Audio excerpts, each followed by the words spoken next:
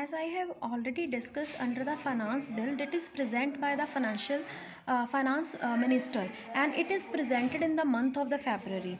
Finance bill contain all the amendments and the changes of the direct and indirect taxes. It is passed by the both the houses of the parliament. The same whatever we have discussed earlier, that I have diagrammatically presented, see, finance bill presented by the finance minister in the month of the February of the every year, and it include all the after the recommendation and the suggestions or the changes by the members of the both house of the parliament. It should be approved by the parliament. So later on, with the approval of the president, it become a finance act, and it can be applicable on the effective date. Now the question is, what is the effective date of the amendment or in the finance bill? The effective date will be differently in as on the base of the type of the taxes that consist the direct as well as the indirect taxes. In case of the direct taxes, effective date is a date of notification in the official gazette or in the finance act. But on the other hand, in case of the indirect taxes, effective date is usually a midnight of the date of presentation of the finance bill. Finance bill or finance act has basically four parts. The part 1 specify the rate of the tax applicable for the current assessment year. Part 2 specify the rate of the TDS, that is tax deducted at source.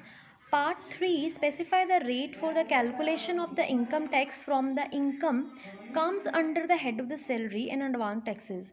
And part 4 specify basically the rules for calculating the net agriculture income. That is a very important part, because in Punjab basically the occupation of the persons are agriculture, so we are getting the agriculture income as a most.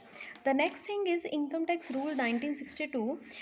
Basically there is a CBDT, that is the Central Board of Direct Taxes, empowered to make the rules, and these rules are framed from the time to time with the notification and the circulations, and collectively these rules are called as the Income Tax Rules 1962.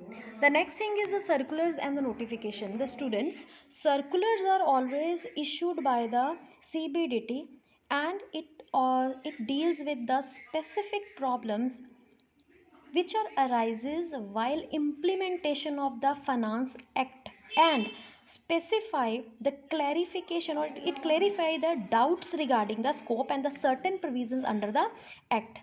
Basically the finance act or the in the finance act, circulars issues as a guidelines or the guidance to the officer and assessee, but the notifications are always issued by the central government in the official gazette from the time to time. Circulars, in case of the circular, department is bound by the circular, but assessor is not bound by the circular. They can take the advantages of the beneficial circulars only. The next thing is case law. Case law, it is a very important and unavoidable part to study.